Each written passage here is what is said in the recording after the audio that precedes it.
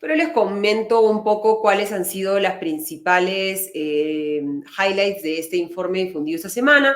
Amnistía Internacional ha hecho una revisión durante el 29 de enero y el 11 de febrero, una investigación en Ayacucho, Andahuaylas, Chincheros y Lima, conversando con fuerzas del orden, con manifestantes, con familiares de fallecidos, con periodistas, y ha sacado algunas conclusiones reunidas en este informe, en el que señala que las autoridades peruanas han actuado con un marcado sesgo racista en la represión de las protestas en el país y que están atacando poblaciones que históricamente han sido discriminadas. Ya el Ministerio de Justicia ha señalado que toda la reacción de las fuerzas del orden ha sido en base al marco legal, que no hay un sesgo racista en la represión. Amnistía Internacional, de acuerdo con este reporte publicado el jueves, recibió información de 46 casos de lo que consideran posibles violaciones de derechos humanos y ha documentado 12 casos de muertes por uso de armas de fuego que recordemos la policía y las Fuerzas Armadas no deberían utilizar para enfrentar a manifestaciones. Señala el informe también que Amnistía Internacional ha recibido información sobre graves falencias en investigación de violaciones de derechos humanos y en la impartición de justicia. Hace una revisión respecto a cómo se ha tratado, digamos, hasta el momento las necropsias y la investigación de los lugares de crimen y que no se está trabajando o se está tratando de manera correcta las evidencias para que esto permita que la investigación que ya ha iniciado el Ministerio Público efectivamente pueda identificar a los responsables. De acuerdo con Amnistía Internacional, también se ha registrado un número de posibles muertes arbitrarias por la represión estatal y que estos se encuentran desproporcionadamente concentrados en regiones con una población mayoritariamente indígena. Señala que pese a que el nivel de violencia estatal durante las manifestaciones ha sido prácticamente el mismo, y que solamente el 13% de las muertes de la población total del Perú es indígena, el 80% de los muertos durante las manifestaciones pertenece a comunidades indígenas. Pero vamos a conversar ese tema a profundidad con Josefina Mirio Quesada, de la que ya tenemos conectada. ¿Cómo está, Josefina? Muy buenas noches y bienvenida a Comité de Domingo. Muchísimas Yo tengo, gracias como te digo, por un la resumen invitación, más o Ale. menos de las principales conclusiones que saca Amnistía Internacional en base a esta revisión. Coméntanos un poco desde tu perspectiva cuál es el aporte de este informe de Amnistía Internacional que ha sido rápidamente negado por las autoridades peruanas y también por una serie de voceros y especialistas señalando que tiene como una intención ideológica, digamos. Bueno, en primer lugar, ya has dado algunos alcances sobre los resultados preliminares que ha señalado el informe. Los insumos son muy valiosos en un contexto además en donde las investigaciones a cargo de la Fiscalía están avanzando no solamente a un paso lento, sino hay un tratamiento diferenciado en función de qué es lo que se investiga, ¿no? En lo que hablamos, en lo referido a las presuntas graves violaciones a derechos humanos, las fiscalías de derechos humanos tienen bastantes limitaciones en lo que respecta a los recursos humanos para realizar estas investigaciones, pero además también operativos, ¿no?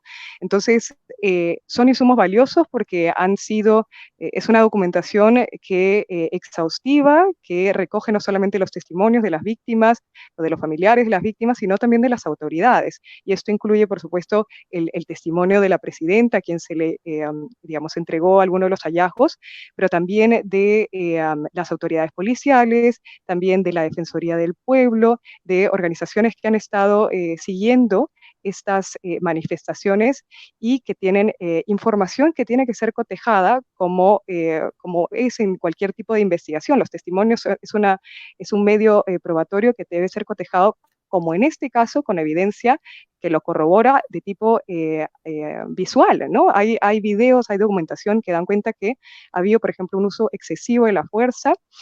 Las necropsias también dan cuenta que los asesinatos han ocurrido a causa del uso de armas de fuego, ¿no? Entonces hay un conjunto de pruebas que no solamente se limitan, digamos, a los testimonios de parte, si se quiere, de las víctimas, sino que ha sido un esfuerzo exhaustivo de recabar el mayor, digamos, el mayor número de testimonios corroborado con esas evidencias de carácter documental y que además, por supuesto, digamos, opera como un importante punto de partida para profundizar en las investigaciones que debe realizar a nivel fiscalía, ¿no? La Amnistía Internacional no va a determinar la responsabilidad penal de los responsables, lo que va a hacer es poner, digamos, que la luz sobre determinados puntos que exigirían en todo caso por parte del gobierno un cambio en las estrategias y en el compromiso, si es que efectivamente lo tiene, de esclarecer las investigaciones que se están llevando a cabo, ¿no?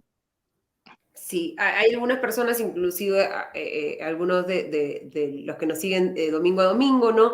Que dice que por qué de pacíficas se volvieron violentas las manifestaciones, ¿no? Eso no dice nada Amnistía Internacional, y una de las críticas al informe de Amnistía Internacional es que no, digamos, no hace ese análisis de la violencia durante las manifestaciones, que es algo que se ha visto y que es un argumento que utilizan muchos para justificar el uso de la fuerza letal por parte de la policía y de las Fuerzas Armadas. Bueno, lo que dice el informe es que las protestas han sido mayoritariamente pacíficas y en realidad, claro, mucho depende también del lente desde que lo mires y del foco, ¿no? Y del enfoque, ¿no? Y el encuadre. Entonces, nosotros, digamos, quienes hemos estado acompañando también las manifestaciones en distintos espacios, por supuesto acá en Lima, ha tenido un nivel, digamos, de conflictividad muy distinto al de que ha ocurrido en Ayacucho o en Apurímac, precisamente porque el nivel también de represión ha sido diferente, ¿no? El uso indiscriminado de bombas lacrimógenas se ha visto bastante, digamos, latente, extensivo en Lima, pero en el caso de las regiones lo que se ha identificado es que la manera de dispersar las protestas ha sido a través del uso de armas que está absolutamente prohibido, salvo excepcionalmente cuando la vida de una persona, del mismo agente policial u otra, está bajo inminente riesgo, ¿no? Entonces, claramente ha habido un uso excesivo y eso no implica, y creo que es importante acá, no tener una postura dicotómica de esto es blanco y esto es negro, ¿no? Sino empezar a identificar los grises, que involucra también aceptar que ha habido actos violentos por parte de algunos manifestantes y que en esos casos también, como lo ha dicho Amnistía Internacional, deben ser identificados y deben ser investigados, ¿no? Se ha reconocido también el asesinato del oficial que fue víctima también por parte de manifestaciones que se tornaron altamente violentas y esas investigaciones también deben conducir a identificar a los responsables, ¿no? La protesta es un derecho que tiene límites y estos límites implican que deba ejercerse pacíficamente. Cuando estos límites se desbordan, podríamos estar hablando ya del terreno penal, podría hablarse de delitos contra el orden público y en esos casos debe identificarse individualmente a las personas que están realizando estos actos violentos y en un Estado de Derecho debe procesársele con las garantías del debido proceso y, digamos, tomando en cuenta toda la evidencia que la hay y que permite identificarlos, ¿no? Claro, porque Amnistía Internacional habla de ejecuciones, bueno, digamos, y de ese uso indiscriminado de la fuerza. Ellos comentan además que se reunieron con la presidenta Dina Boluarte y que, como bien tú decías, le han hecho llegar una serie de recomendaciones, ¿no? Y el producto de las investigaciones, en que una de las principales pedidos de Amnistía Internacional es un cambio de tácticas en la gestión de manifestaciones, ¿no? Que se ponga fin al uso de fuerza letal, se evite el uso de armas potencialmente letales como perdigones y que el gas lacrimógeno y otras armas menos letales deban ser usados de forma adecuada y proporcional, ¿no? Y creo que en el tema de la proporción es una de las principales observaciones que está haciendo Amnistía Internacional. Cuando hablamos de violencia, efectivamente, la policía, las Fuerzas Armadas, especialmente en un estado de emergencia como nos encontramos, y frente a las manifestaciones y la violencia, deben ejercer el uso de la fuerza, pero nuevamente de la fuerza proporcional. Y lo que encuentra Amnistía Internacional en este análisis es esa desproporción, por repetir la palabra, entre el uso de la fuerza en frente a poblaciones indígenas, ¿no? Juliaca, Ayacucho, Apurímac, frente a lo que sucedió, por ejemplo, en Lima, donde también hemos visto violencia de parte de los manifestantes, pero en el que no tenemos ese saldo de decenas de muertos como en otras regiones del país. Esto Amnistía Internacional lo atribuye a un sesgo racista. ¿Tú un poco cómo ves este análisis de Amnistía Internacional sobre este tema? Bueno, plenamente de acuerdo, ¿no? La represión policial la declaración de estados de emergencias y la orden de militarizar ciertas regiones no ha sido, digamos, homogénea, ¿no? En todos los territorios donde se han dado estos conflictos. Y esta falta de homogeneidad se ve en que la proporcionalidad, ¿no? La desproporcionalidad, en todo caso, del uso de la fuerza se ha dado con mayor ahínco en regiones en donde hay una población mayoritariamente campesina, mayoritariamente indígena, personas racializadas, ¿no? Entonces, hay un componente definitivamente racial en la forma en la que el Estado reprime o controla estas protestas, ¿no? Y no solamente reprime, sino también estigmatiza, ¿no? Lo que hemos visto, y también lo recoge Amnistía, es que ha habido un uso de ciertas narrativas que son muy, pero muy peligrosas en un contexto de alta conflictividad, porque lo que hacen es casi que deslizar que las personas que han sido presuntamente ejecutadas o que ahorita son más de miles heridos que resultan de este conflicto, de alguna manera lo buscaron, ¿no? De alguna manera se justifica esa violencia cuando utilizas términos como que son terroristas o que son personas vinculadas al terrorismo, ¿no? El terruqueo lo que hace es, digamos, no solamente deslegitimar las demandas que se encausan a través de las protestas, sino negar a esas personas la condición de ser humano. Es decir, digamos, deshumanizar a los manifestantes y asumir básicamente que los fallecidos son algo así como un costo colateral, ¿no? Un costo social que hay que asumir para obtener la paz, ¿no?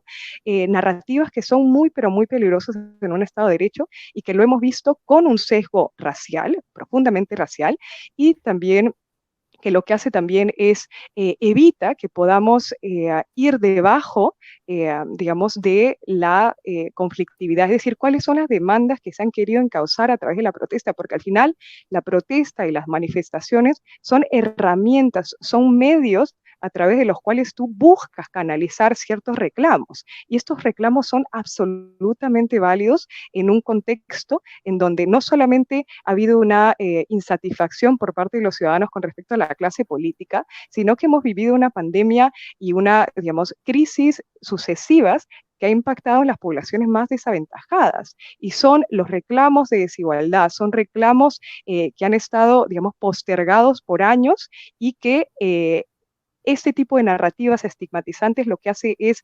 invisibilizarlas y justificar la violencia de la que han sido sujetos en la gran mayoría de manifestantes, algunos de los cuales ni siquiera estaban manifestándose, sino eran transeúntes o estaban auxiliando a otros manifestantes, ¿no?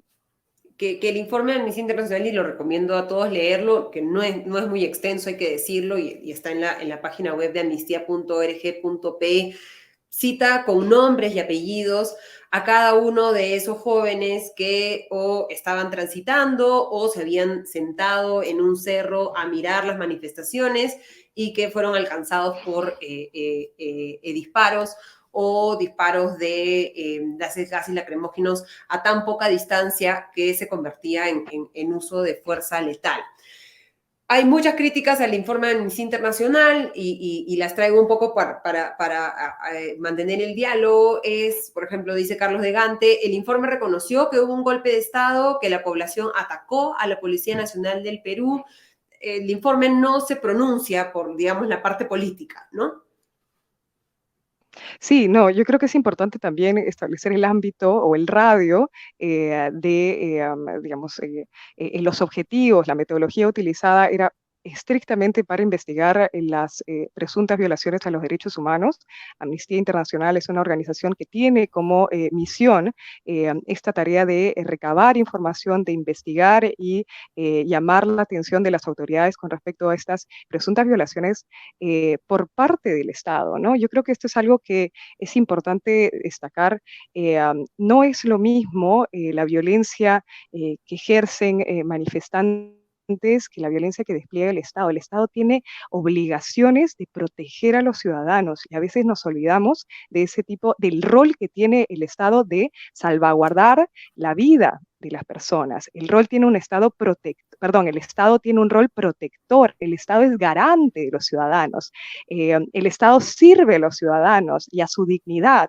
Entonces, no podemos caer en esa, digamos, equidistancia en equiparar la violencia perpetrada, que por supuesto es condenable, ojo, pero que tiene que ser investigada por el mismo Estado, ¿no? Pero el Estado no puede caer en esa misma estrategia o en esas mismas dinámicas o instrumentos de terror y de violencia que supuestamente son los que pretende combatir, ¿no? Por ejemplo, Piero Bengoa en los comentarios nos dice, ¿no? Las muertes se han dado en las zonas con protestas más violentas, de ninguna manera con sesgo racial, que es un argumento que se utiliza bastante para contradecir esta que creo que es una de las principales conclusiones y la más polémica de las conclusiones, porque a nadie le gusta pensar en el Perú como un país racista, ¿no?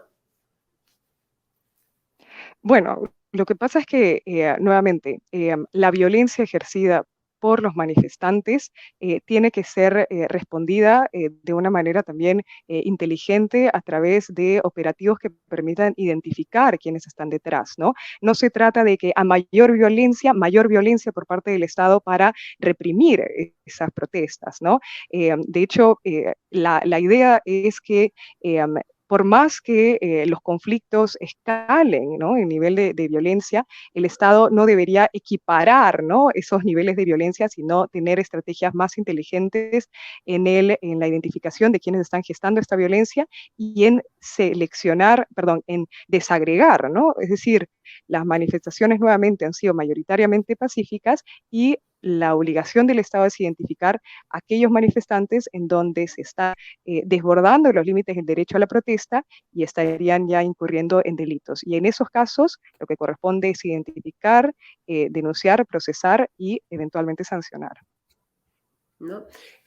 Como te comentaba, el Ministerio de Justicia ha publicado un comunicado, ¿no? En el que señala el compromiso del Perú con la promoción y protección de los derechos y libertades fundamentales, ¿no? Dice que no existe una política de violación masiva y sistemática de los derechos humanos, ni lo que han denominado un racismo sistémico en el actuar de las distintas autoridades, que las acciones emprendidas del Ejecutivo para restablecer el orden se han enmarcado en lo dispuesto en la Constitución, las leyes de la República, que la policía y las Fuerzas Armadas se desempeñan de manera profesional a pesar de la compleja situación, que vienen brindando todas las facilidades para el Ministerio Público, para las investigaciones y que dictaminen cuáles son las responsabilidades y que se están dando en el fuero civil, y que el Ministerio de Justicia creó la Comisión Multisectorial de Naturaleza Temporal para el seguimiento de las acciones a favor de los deudos de las personas fallecidas, que ya va a entregar un apoyo solidario de 50.000 soles por cada persona fallecida y 25.000 soles a los heridos de gravedad, civiles y policías que hayan quedado con alguna secuela en el contexto de las movilizaciones, que invitaron a la Comisión Interamericana de Derechos Humanos y a la Oficina del Alto Comisionado de las Naciones Unidas para los Derechos Humanos, y que es consciente el gobierno de la lucha contra la discriminación, es uno de los mayores desafíos, ya que se encuentra arraigada en la sociedad y en aplicación de la legislación nacional y los compromisos internacionales, viene promoviendo acciones afirmativas para avanzar hacia la construcción de sociedades más justas, pacíficas e inclusivas, y que desde el inicio de las protestas ha mantenido una actitud dialogante, señala este comunicado nuevamente del Ministerio de Justicia, y que se garantiza el derecho a la defensa de las personas que participan en las movilizaciones sociales. Esto claramente, digamos, contradice todo lo que señala Amnistía Internacional en su informe, aunque es natural, digamos, que el gobierno mantenga esta narrativa que ha mantenido desde el primer momento, en que simplemente ellos están actuando dentro del marco de la ley y que no hay pues el momento de abusos y que lamentan, digamos, los fallecidos, pero no un mayor mea culpa respecto a quiénes son los responsables políticos o si hay alguna responsabilidad política por parte del Estado de los, hasta el momento, alrededor de 60 muertos, de acuerdo con la Defensoría del Pueblo. Sí, no, por supuesto. Yo creo que lo que dices vinculado a la responsabilidad política es un elemento que lamentablemente no se identifica y es mucho del clamor de las personas que manifiestan en las calles es exigir. ¿Quién responde políticamente por la muerte de tantos peruanos, de tantos heridos? No solamente, digamos, que podría conducirse a través de la renuncia de la presidenta Dina Boluarte, sino también los ministros, particularmente los ministros de Defensa, el ministro del Interior, que han estado a cargo de la represión policial, de la militarización de ciertas zonas y que deberían también responder por este tipo de hallazgos, ¿no? Entonces, sí me parece una iniciativa loable, las reparaciones de carácter económico, sí, es importante. Habría que ver también otro tipo de reparaciones, pero eso es algo que viene acompañado de la búsqueda de la verdad, de determinar la responsabilidad de estas muertes, de determinar también a través de investigaciones objetivas, imparciales, sin demoras, sin dilaciones, quién responde por ello, ¿no? Y eso es parte del acceso a la justicia, y un acceso a la justicia que requiere de voluntad política también para poder brindar los recursos que necesita la Fiscalía para determinar las responsabilidades, porque al final es la Fiscalía, más allá de los aportes muy valiosos del informe de Amnistía Internacional, es la Fiscalía la que va a determinar individualizar las responsabilidades y determinar si es que estamos hablando de algo, digamos, de hechos aislados o podríamos estar frente a un hecho de carácter sistémico que, digamos, involucraría una serie de órdenes que vienen de las más altas autoridades, ¿no? Son todas esas hipótesis que tienen que manejarse y determinarse y esclarecerse a nivel fiscal. Sí, y entender que el informe de Amnistía Internacional es un aporte en ese camino, ¿no? Y que nos permite entender un poco también cómo se ve desde afuera y cómo se ve desde las organizaciones defensoras de derechos humanos la situación en el Perú, en un contexto en el que muchos estamos, digamos, justificando el uso de la fuerza por parte de la policía y de las Fuerzas Armadas en pos del orden, ¿no? Efectivamente, el gobierno debe asegurarnos orden y tranquilidad, pero no a costo de vidas humanas. Exacto, ¿no? Yo creo que eso es algo muy importante. Creo que nos falta una alta cuota de empatía cuando nos aproximamos a entender la dimensión y, digamos, las muertes, las lesiones que se han generado a causa de este conflicto, es pensar que podríamos haber sido nosotros, nuestros familiares, ¿no?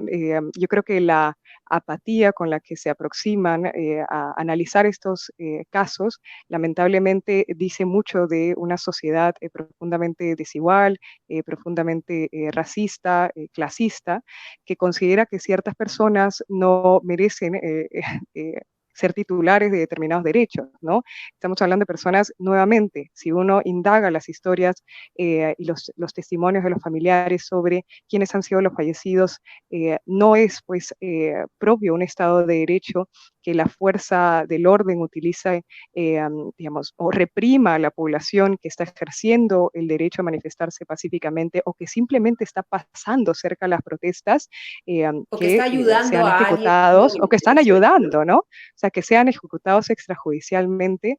Eso es algo que tiene que determinarse la responsabilidad y que finalmente tiene que, creo que la población también tiene que entender que eso en un Estado de Derecho tiene que esclarecerse y las responsabilidades tienen que individualizarse, ¿no? Y que no pueden simplemente, no debemos hacer, no sé, la vista gorda cuando se trata de vidas humanas. Y como tú bien dices, las responsabilidades, individualizarse, tanto de las violaciones de derechos humanos, como tú también comentabas, de los crímenes que se hayan cometido durante las manifestaciones contra el orden y etcétera, ¿no? Muchísimas gracias, Josefina, por habernos Por acompañado esta supuesto. noche y traer tu interesante punto de vista sobre el informe de Amnistía Internacional. Muchas gracias.